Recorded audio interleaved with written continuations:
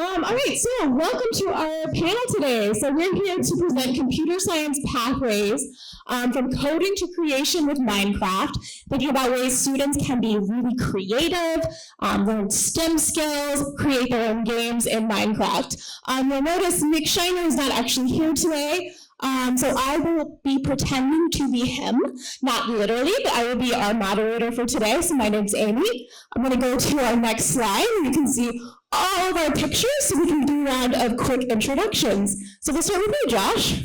Hey, good morning. My name is Josh Reynolds. You can see up there. I'm the Director of Modern Work at Microsoft, serving the education vertical. So I lead our software business for K-12 and higher education and academic medical centers, and also I've done quite a great deal of work surrounding game-based learning, competitions in gaming, and then leveraging assets from across the Microsoft and Xbox ecosystem to empower users to do more on the platform.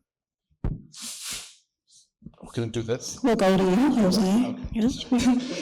Jose Perez, Director of Instructional Technology for New York City Public Schools. My role within the DOE is program implementation and technology integration within schools and classrooms. And Anthony Cassasnovas, also New York City Public Schools, instructional technology specialist.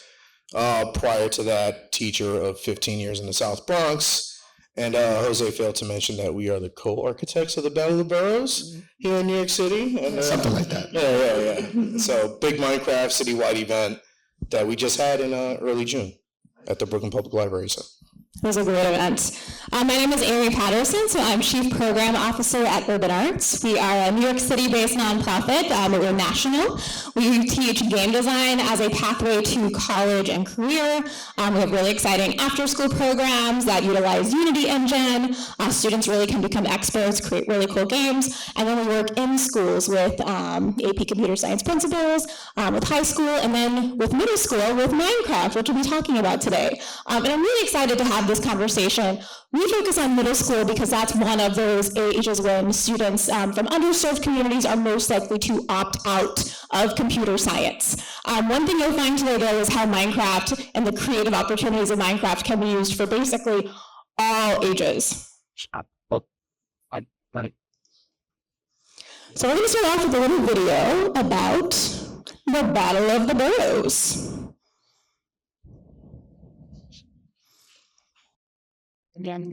Some serious mouse clicking going on as Shafqat Wafi and his team at PS100X and Soundview work on a school design using the game Minecraft, where kids use coding to build with the blocks. We're getting our inventory set up to build it, and we're about to code. They are members of the school's Minecraft Education Battle of the Boroughs team called the Straw Hat Loofers. PS100X made a big splash at the esports competition held on June 8th at the Brooklyn Public Library, finishing in a tie with PS84 from Manhattan. That's in a competition that started with 601 teams from 130 schools. 15 teams made the final. They really make me proud, showing that Bronx kids know technology, and when you invest in them, they could do some really incredible things. And that's what the competition presented by the Mayor's Office of Media and Entertainment and the city's public schools is all about, preparing students as the city moves towards making the 5 boroughs a hub for game design. Gamified education is here, and it's a way for us to engage students and get them excited about learning. The issue of screen time is kind of negated because the kids are not just on screens. They're also doing work within their classrooms, within their curriculum during the school day that then leads into their builds. 1, 2, 3. The kids here couldn't be more excited. They got help from local partners like Galaxy Gaming Lab and From the Bronx, which hooked them up with t-shirts and some cool prizes. But team members say just being part of this is pretty amazing. It feels good to be in a team where I know everybody and that I'm with my friends and they can help me with stuff I'm having trouble understanding and stuff like that. I learned how to code much more properly. I learned different types of coding. Jones Harvey says the Battle of the Boroughs will be back next year and even bigger. Meanwhile, the city's Summer of Games is back with conferences, expos, workshops, and esports competitions all summer. Head to nyc.gov/digitalgames to find out more. In the Bronx, Roger Clark, New York won.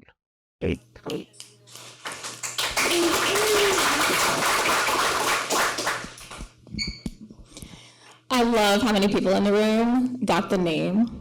We presented on this before, and everyone's like, Thank you for that. Love it. All right, so I want to get started with some questions because I think New York City is such a cool case study for how people are using Minecraft in these really innovative ways to get students engaged with community, with really learning computer science, with using coding to create these epic builds, with applying the SDGs, the Sustainable Development Goals. I think it's just such a cool example.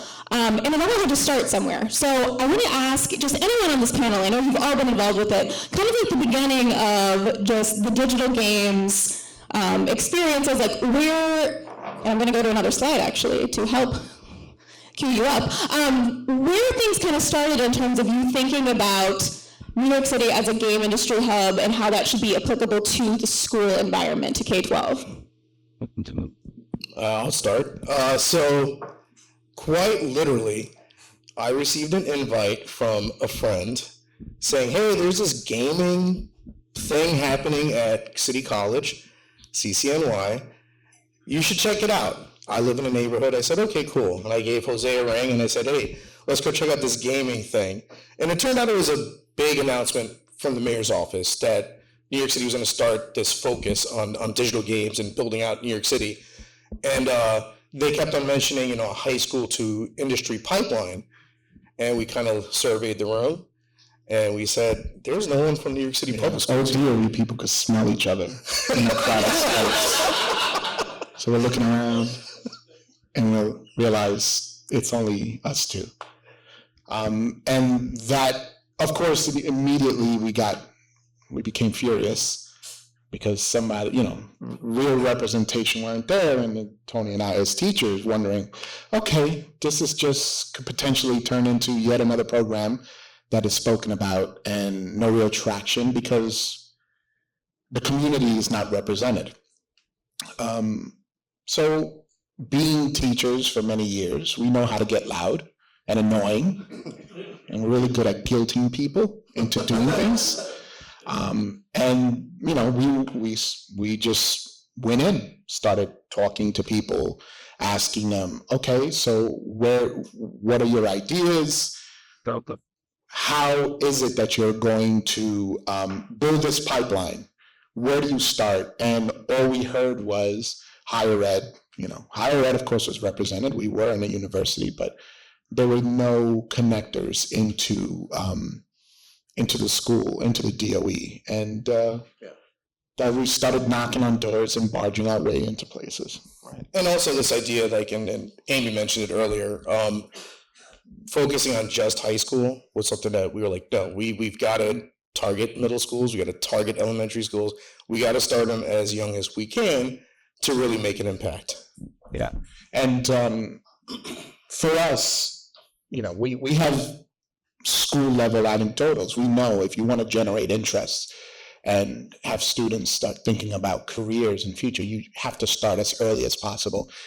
Maybe it's not the same in other school districts, but we know, you saw some representation there from the Bronx School, PS 100. Mm-hmm.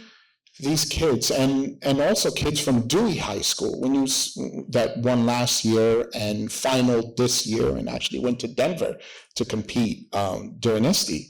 If you speak to them, there's a common thread, and I got interested in it very early, and I was lucky enough to continue on with it in middle school, and then now I chose a high school that has programming, and that's not enough. That's not enough to that just sounds like students by luck, by happenstance, they were able to continue on. And a lot of what we're working on is those opportunities being across the board in New York City from every level from K to 12. Right. And then something we learned from City Hall was that there were plans to lobby to promote and push a digital gaming pathway. And we quickly, did a little research and found out that New York State actually has a certified game development pathway that schools can leverage. In fact, Mr. Shams, shout out to Mr. Shams. There's 2 high schools in all of New York City that are doing this officially. And how many high schools total in New York City that are public school high schools? There's a lot. It's about 800 and change just high schools, and only 2. Right. And Academy of Innovative Technology in Brooklyn is one of them. McKee High School in Staten Island is the other. So, we're sort of taking that as part of our challenge. Like, how do we onboard more and more schools to take on this pathway? Yeah, and not only the petition, the high schools we see it as a gimme, right? I mean, there's a pathway already established.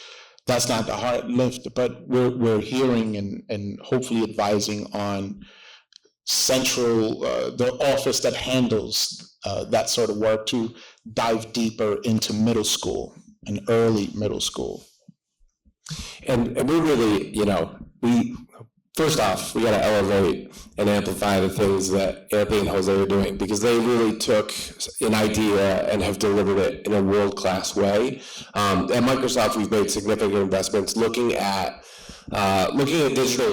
digital pathways and digital skilling pathways broadly. And the great thing about gaming is, I have 3 daughters, and they're all obsessed with gaming, even though my wife doesn't always appreciate it. They love Minecraft, so that's what they would love to do every single day without in creator mode. Because they're little.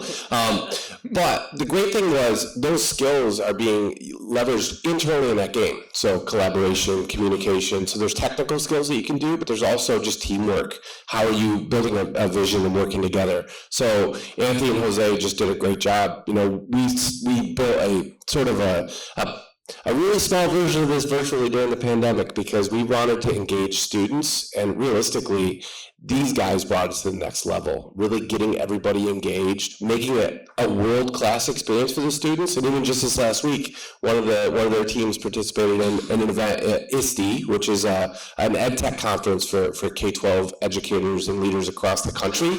And New York City participated in that. So they're on the main stage showing off the amazing work that they did with our friend Matt up here in the front, being a participant and talking about just how these creators are doing it. And the idea is it could be for gaming skills, but these gaming skills are employed all over the place. It's in manufacturing, it's in retail, it's in design, it's in almost anything you're doing. These skills can be applied. So these students are doing it because they're excited and interested, but that there's a lot of off-ramps and on-ramps where they could join whichever industry is most appropriate for them.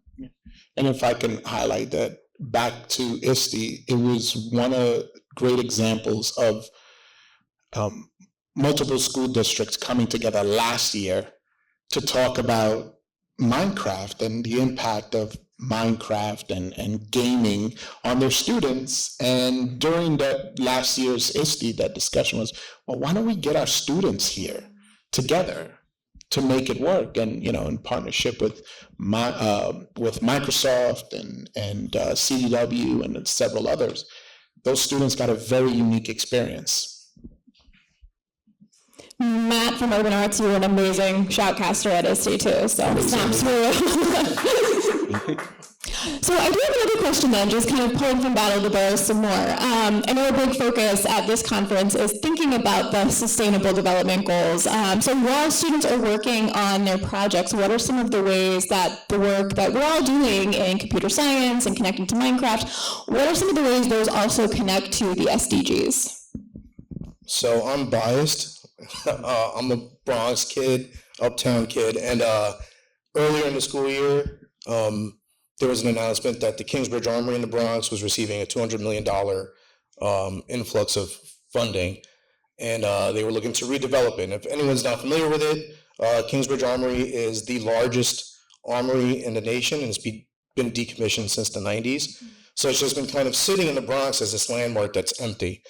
And full of asbestos, empty, doing nothing. We're hoping that in the future we can actually host Battle of the Boroughs there, but once it's ready.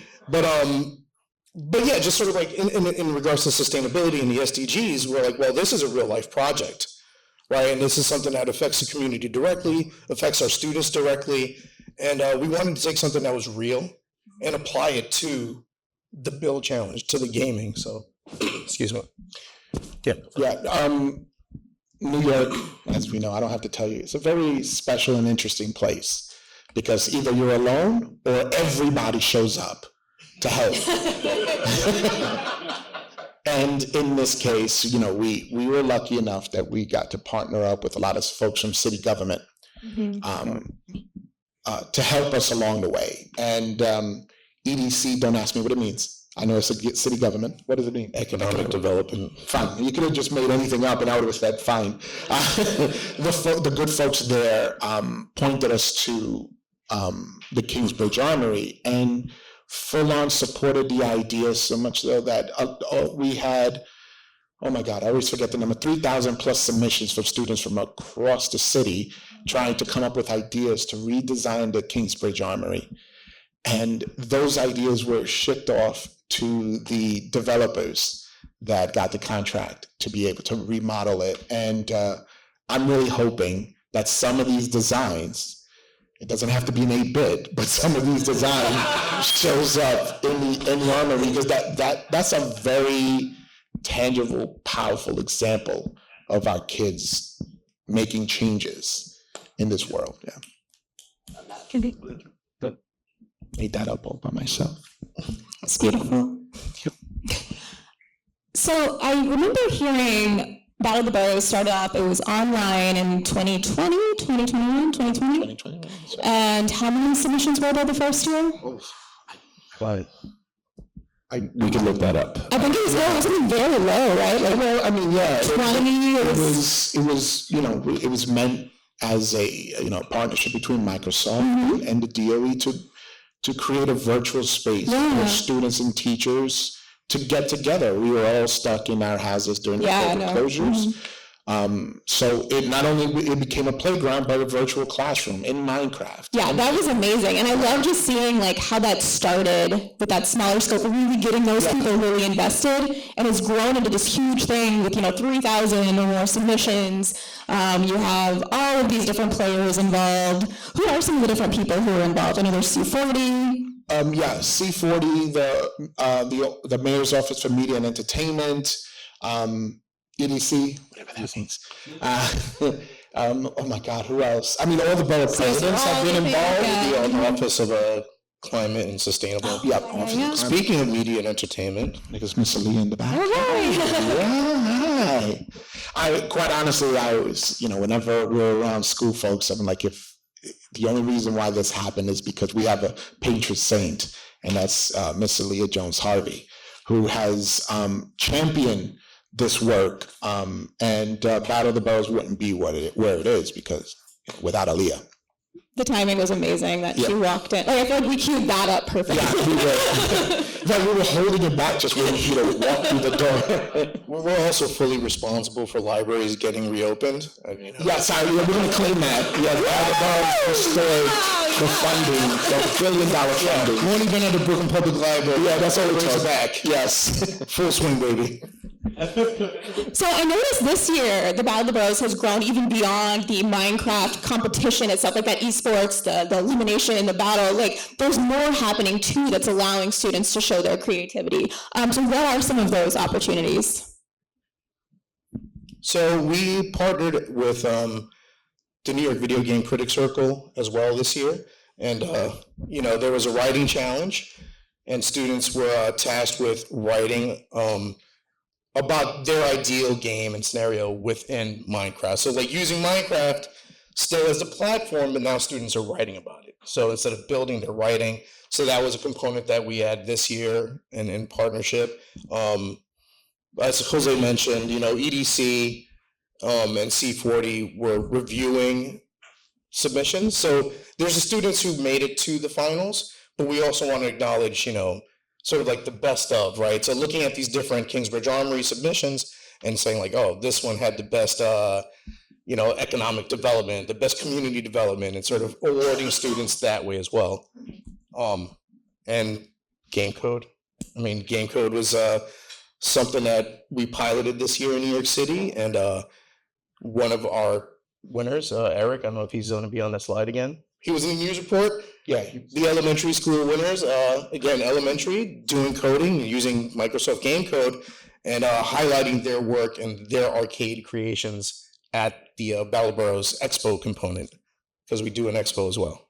Yeah, that was something really exciting to me that we had that the Games Expo at Battle of the Boroughs.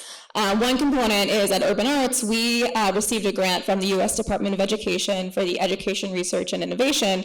And we've been working just this year on a program called Creative Coders, and it's powered by Minecraft for Education. We're specifically looking at middle school and computer science pathways for middle school, which if you've ever looked at computer science in middle school, it's kind of like this Wild West right now where people are still trying to figure out like what are the best like hours of credits and the best like pathways here. So that's one thing we're trying to figure out using Minecraft. So we are working with a program called Game Code within the Minecraft world that allows students to create arcade games, which we were really excited to be able to have a big showcase, and we'll have some pictures from that later at the Battle of the Boroughs, as well as preparing teams for the Battle of the Boroughs. So we piloted it, and we worked with Eric, who you saw, he was one of the teachers. We worked with teachers of all different grades just to test out some things, and had 3 different teams who were finalists, actually, at the Battle of the Boroughs. And kudos to Matt, our professional learning specialist, who worked closer with all of them. And that's elementary, right? Yeah. So that's like 5th grade. Exactly, going even lower than middle school. So I'm going to queue up now just a slide about what the Creative Coders program is, because I can explain it, but I think it's cooler to hear it from some of the teachers who were part of that pilot this year. Oh, no, I'm not. Okay. Okay.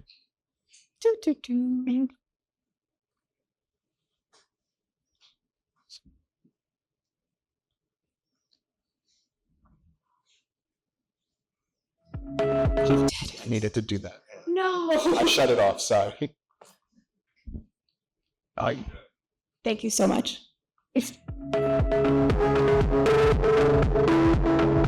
Creative Coders program is taking a lot of the really cool work that we do with our high school students, where they're creating their own video games, and taking that to the middle school level. My name is Catherine McCann. I'm a teaching artist at Urban Arts. I teach a class called Story Studios, and we just started using Minecraft, which has been really exciting. When I saw the curriculum, I knew my students were going to love it.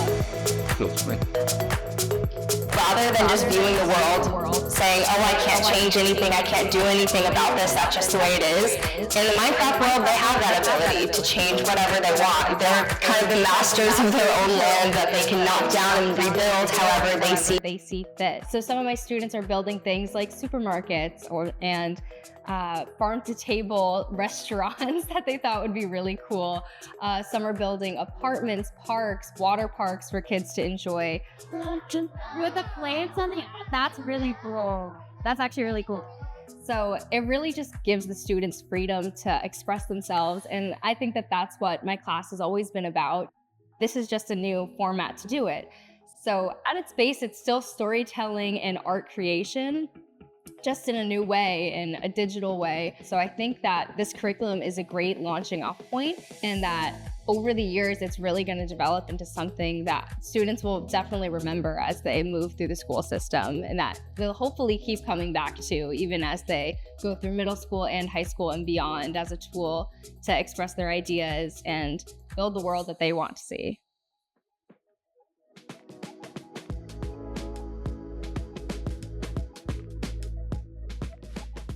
So a lot of the Minecraft education curriculum that we've seen in the past, it's been really with like building things or coding. With the Game Code program, it's combining these two into something that just works so seamlessly. They're able to build and code games at the same time using Minecraft education. And it's been a really cool experience. This is like something we've never seen before. We're taking a game and building games within that game. And it's a really cool way of getting students involved in game design. I enjoyed having peer modeling, the step-by-step guide, and the YouTube videos. I feel it helped me out a lot, and so I'm very comfortable now, and I don't have to be an expert in it. I just need to know enough to get the kids started, because I know that they're already into it. I just have to introduce it to them and let them know we can do this in the classroom. We really love teaching students to create their own video games because it's just super fun, and they're more likely to persist if they're able to create a game along the way.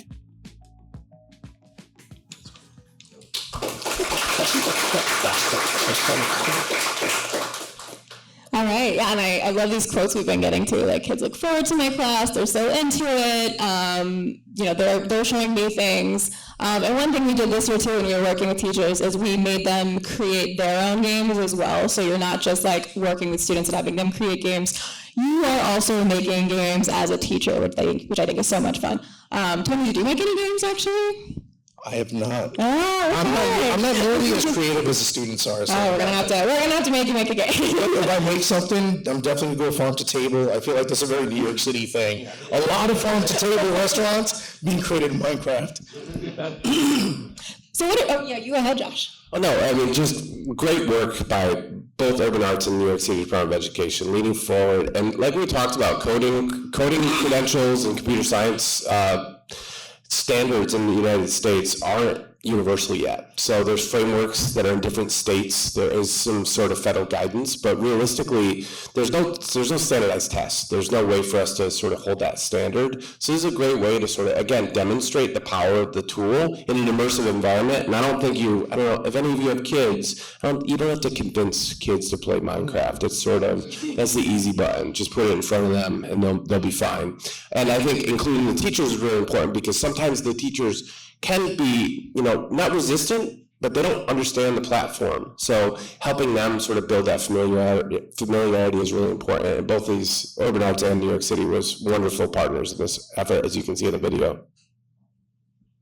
Yeah, I think a lot of teachers see Minecraft and have this idea that, my students are just gonna like play the whole time. This is play. So for you two especially, as you're working with schools, how do you like make sure they're seeing this as, okay, they're actually doing this high quality work?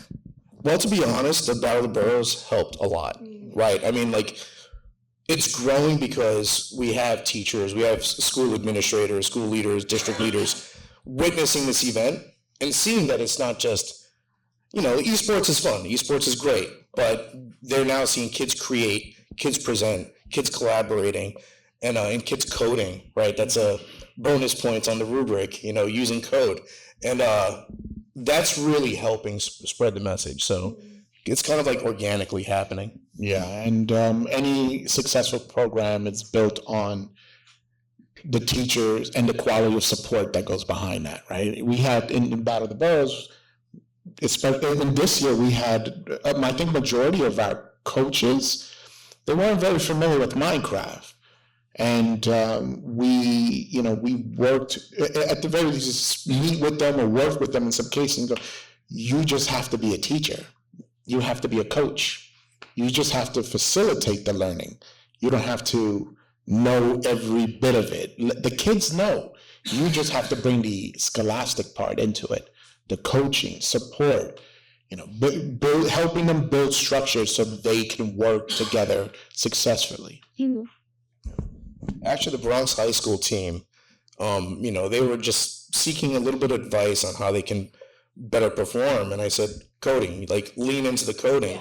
And within months, they went from zero coding to just being superstars, they didn't take home the trophy this year, but they were very close. So I have to say too, sorry, I know it's not question time, but those of you who know Tony and Jose, they're being incredibly modest, I think. And I think they need to be called out for just how much of a lift they hit. And Matt has been a tremendous help, and I know Amy has been a tremendous help. They talk about the mayor's office all the time as being tremendous help, but those two guys have really, as an educator myself, knowing just how hard some of this stuff is, and you're navigating in New York City public schools, me trying to navigate the scene, which is like a small subsection of anything.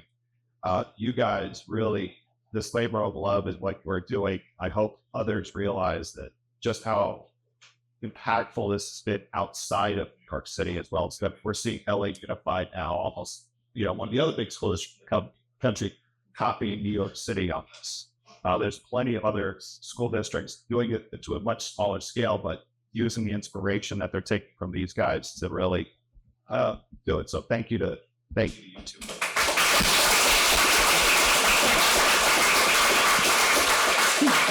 The check is in the mail. Yeah. This is great time for the fireworks we talked about, actually. Like, yeah. If all of you could do me a favor and go speak to our bosses, put in a letter of recommendation, that'd be great. I did find that though when I was one of the judges actually was how cool it was with the rubric, how it breaks down. Like you get extra points for things like coding, using redstone. Can you tell us a little bit more about that and how that all came together? If I could just start that out. The strength of this program was built during the pandemic in our collaboration with school districts from across the country. New York City at the time was really behind in anything, as far as esports or scholastic esports or gaming in general, incredibly behind. And one of our totems, Julie Mavergeorge, I'm sure some of you have known Julie or spoken to her. She kind of, during one of our national meetings where we had like the 9 of the largest school districts were sharing best practices, she mentioned all the years that they had, her school district at the time was Fresno, had been working on esports. And it became painfully apparent that New York was about 5-6 years behind. And, we're gamers. And it hurt because we knew that our kids were missing out. New York City kids were missing out.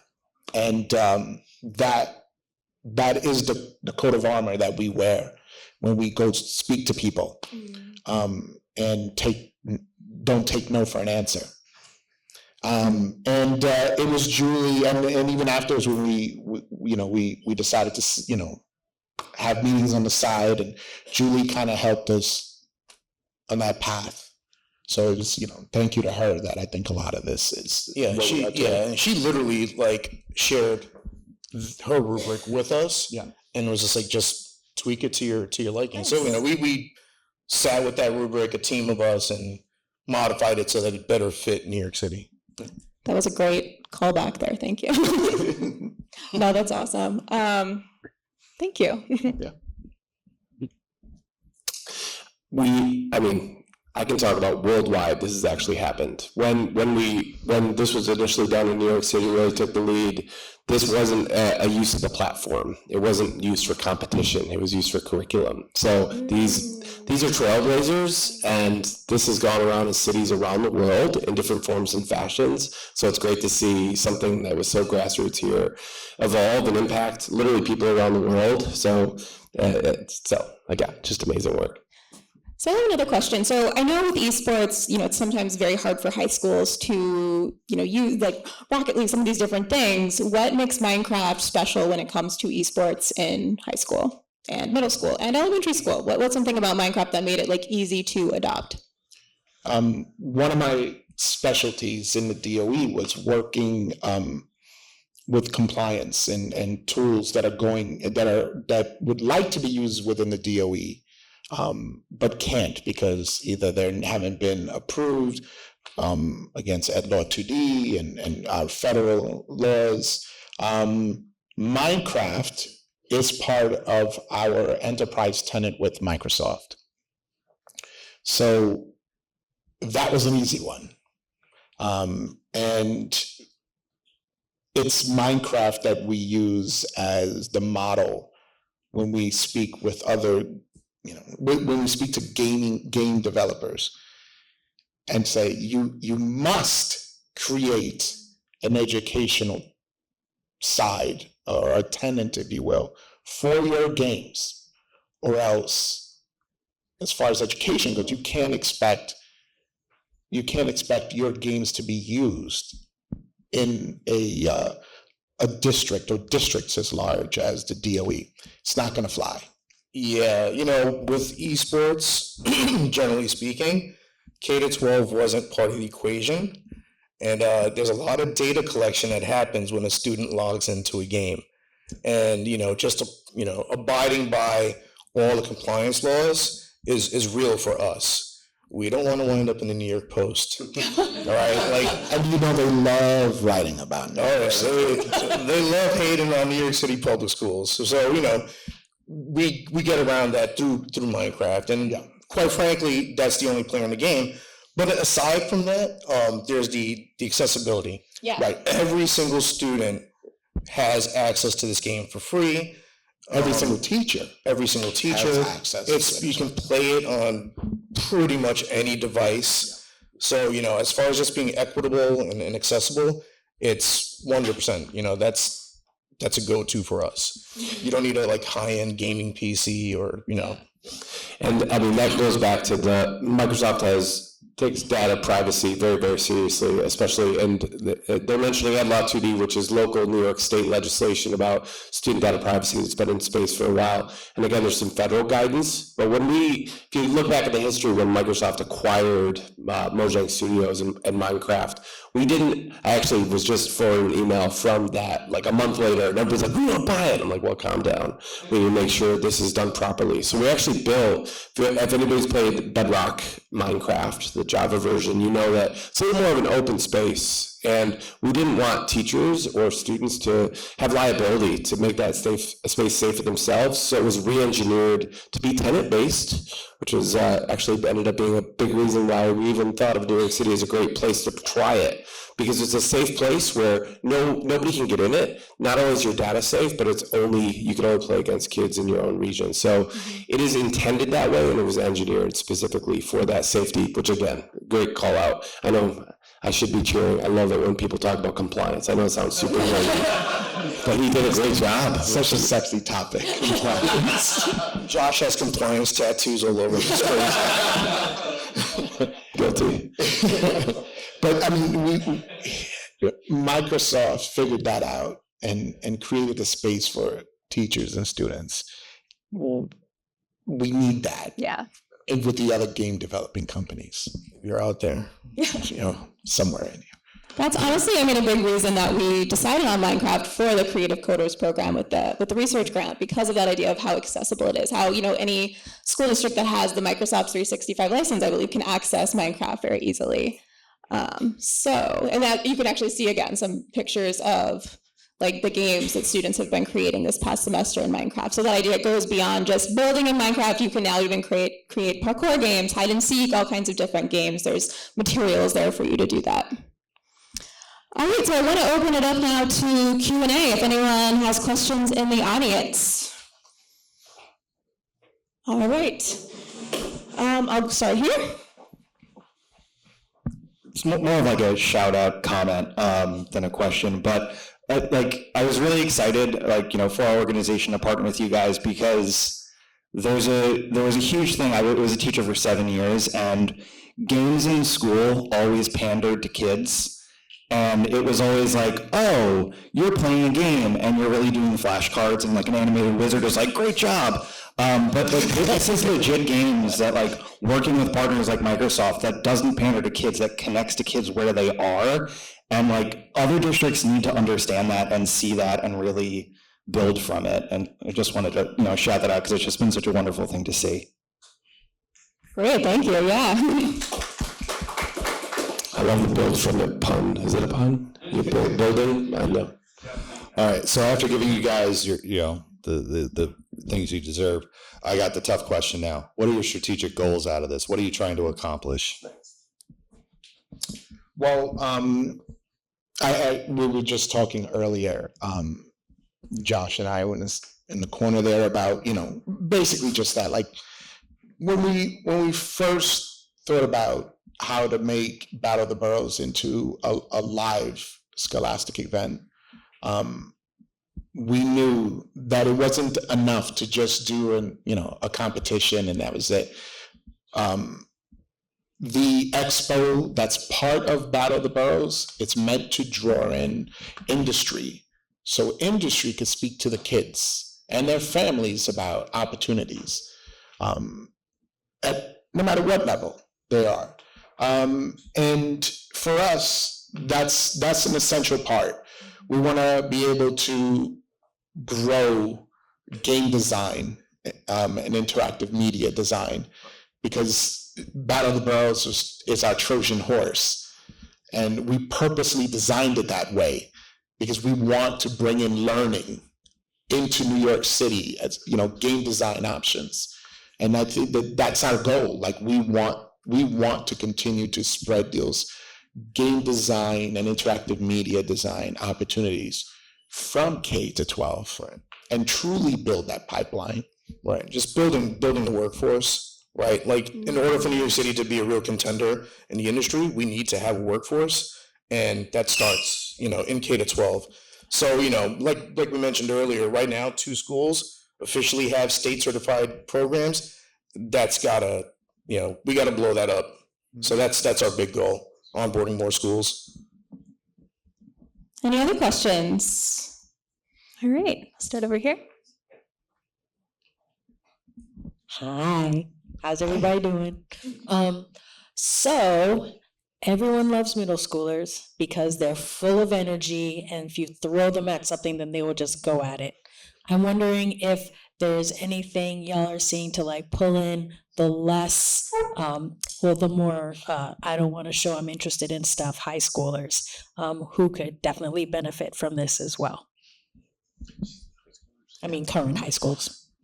So, Minecraft's an interesting platform because I have a 20, almost 20-year-old daughter. She turns 20 next month, and I have a 5 and a 7-year-old, soon to be 7-year-old, and so I get to see sort of the range of interests, right? And it's funny because you would think my 20-year-old wouldn't love it so much, but she grew up. It's a platform she grew up in. So just like we grew up playing games, this is what it's very native for them. And then I see my younger kids also seeing value, and I think realistically it's understanding sort of the skills and competencies at those different levels, because at the end of the day it's an agile platform. So what you do in it, the outcome actually is more dependent on the population that you're serving. So when we talk about coding, that has bias towards the higher grade students. So we're seeing some upper level competencies and skills being developed that can be easily transferred. And then at the K-12 side, we also are on that K-5, let's call it side, there's some existing online content to help students engage, not just in building sort of haphazardly, but different other topics that aren't maybe covered, like financial literacy or just STEM skills. So you can kind of fit the range, and that's where we can, I challenge all of you to think about what would it mean to meaningfully engage your students at the different levels that they're at in order to help them immerse. Yeah, and I will say that year 1 of our in-person event, we had just elementary, middle, high school competing amongst themselves in their own division, middle, high school to, competing against each other. This year, we grew it to 3 different divisions. So high schools are starting to show up. And there's, and this year, Staten Island, Tottenville High School, a CTE high school won it. And they won it because they chased it. They knew they weren't satisfied losing last year. They chased it, and I do feel like that influence is going to continue on. Yeah, and I'll say, so we also run programming for high school students. So we run after school programming and school programming. And part of the reason for that success, I think, is the engagement factor, the idea. So like our students are merging art, storytelling, music, all of that to create games. And what we find is, as high school students, like they get really excited about what they're going to create, and that leads to them learning all these different skills. So that's something that's been really successful for us, is just like people get excited about, this is what I want to create, this is the vision I have. So like even when we're using like Unity, we've had students like teach themselves, here's how I do 3D. And like with Minecraft, we even had like middle school students teaching themselves how to do this complicated coding. So we find just like that act of creating a game and creating something that's yours really is inspiring to all the different grade levels. And leveraging esports as a carrot has gone a long way. Like Jose mentioned, we went from having a combined division to having expand, and now we have a solely high school division, and more high schools are jumping on board that. They want to compete. Sorry, really quick question. I know we're running on time, but it's actually for Josh. While I was at ISTE, I saw like a dozen tweets come out from Microsoft, and I was wondering what kind of resources are there now for teachers who want to either get started or districts who want to get started. And you mentioned that like the little badges, the certifications aren't like across the board and like easily accessible, but I know Minecraft has been working on those. If you could just tell us a little bit about what's out there. Yeah, so we have some great resources to help. So let's talk about curriculum and then competition. So curriculum, we have a bunch of resources that are free on the Minecraft education website that you can read into. Their grade levels, they're not necessarily local geography standards, but kind of broad and really, really impactful. And then sometimes different times of the year we work with those. So there's a lot of free resources out there. There's also, from a competition side, we do have some free resources to help people understand how to get started. We also have Urban Arts, who's a wonderful partner in helping. And honestly, we bottled up these brains, these big brains, Anthony and Jose, to figure out what were the key points that we need to do to drive a successful engagement. I'll say that there are other cities around the world that are catching up still to New York City, so they're not quite there, but even employing pieces and parts of how they're doing it is super, super important. And then we also have things like Level Up, so looking at specific literacy and math programs. So again, looking at curriculum that's meaningful, it's not a standalone curriculum. I used to work at McGraw-Hill, which is a publishing company you might be familiar with, and have built programs. This isn't a standalone program as much as, think of it as an immersive lab where students can actually engage. So all those exist out there in the world right now, and again, it's a platform. So I encourage folks to think about what else can you create on this to engage the students, the teachers, the learners, and help them bring it to the next level. All right, thank you all so much for joining us today.